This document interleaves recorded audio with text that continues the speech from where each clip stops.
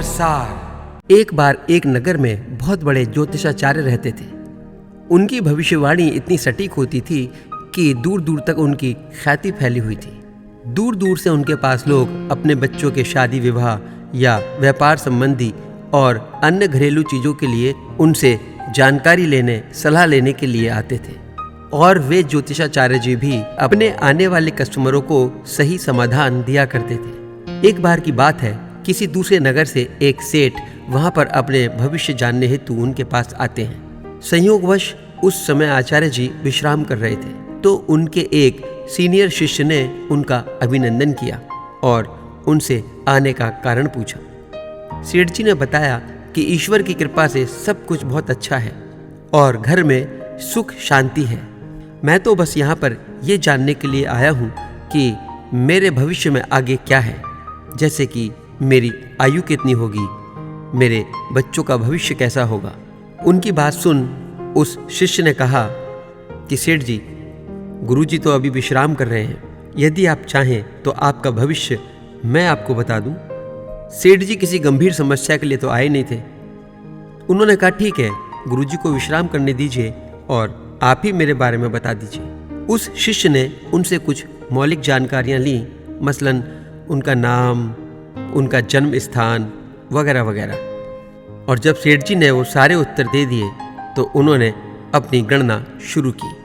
उस शिष्य ने अध्ययन करने के बाद सेठ जी को बोला कि सेठ जी, आपकी पत्नी, आपके बच्चे और आपकी आने वाली पीढ़ी सब आप ही की आंखों के सामने मृत्यु को प्राप्त हो जाएंगे। यह सुनकर सेठ जी बहुत आग बबूला हो गए और उस शिष्य पर बिगड़ने लगे कि तुम्हारी हिम्मत कैसे हुई मेरे पूरे परिवार के लिए यह बोलने की कि वे सब मेरी आंखों के सामने खत्म हो जाएंगे। धीरे धीरे विवाद बढ़ता रहा और इसी बीच एक शिष्य ने जाकर गुरुजी को बोल दिया।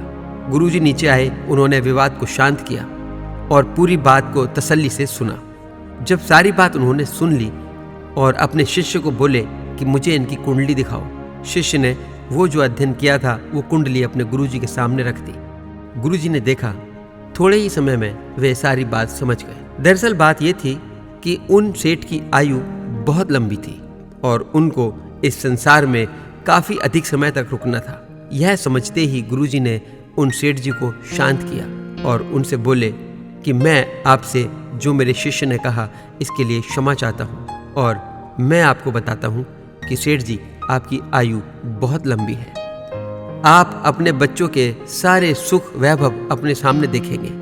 यह सुनकर सेठ जी का गुस्सा शांत हो गया और वे बोले कि देखा, गुरु आखिर गुरु ही होते हैं। ये नए चेले जो बनते हैं अपने आप को पता नहीं क्या समझते हैं, इनको लोगों से बात करने की तमीज ही नहीं है। गुरुजी ने सेठ जी को फिर से शांत होने के लिए कहा। सेठ जी शांत हुए और अपनी ओर से दान दक्षिणा देकर वहां से विदा हो गए। अब शिष्य ने बड़े आश्चर्य से अपने गुरुजी से पूछा, गुरुजी, मैंने भी तो उनको यही बात कही थी कि उनकी आयु बहुत अधिक लंबी है। तब गुरुजी ने समझाते हुए कहा, वत्स, मैं जानता हूं कि तुमने बिल्कुल सत्य बात कही थी, किंतु सत्य हमेशा कड़वा होता है। सत्य को परोसने के लिए भी एक आवरण की आवश्यकता होती है। जिस प्रकार इस संसार में आत्मा शुद्ध होती है, यदि आत्मा को कोई व्यक्ति आत्मा के रूप में ही देख ले तो शायद बौरा ही जाए।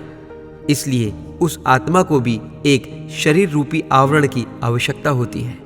फिर गुरुजी ने अपने शिष्य को एक उदाहरण और दिया कि जिस प्रकार सोना एकदम खरा होता है, लेकिन उस खरे सोने से आभूषण नहीं बनाए जा सकते। आभूषण बनाने के लिए उस सोने में हल्की मिलावट करनी पड़ती है। इसी जगह पर थोड़े अनुभव की बात थी। तुमने एकदम सच बताकर सेठ जी को क्रोधित कर दिया। गुरुजी की यह बात सुन शिष्य ने गुरुजी को प्रणाम किया कि गुरुजी, मुझे ये जीवन का सबक भी आपसे मिला, इसके लिए बहुत बहुत धन्यवाद। मोरल ऑफ द स्टोरी, सच हमेशा नंगा होता है और हमारी आंखें और हमारे कान इतने अभ्यस्त नहीं हैं कि उस सच को हम उसकी मूल अवस्था में देख सकें या सुन सकें।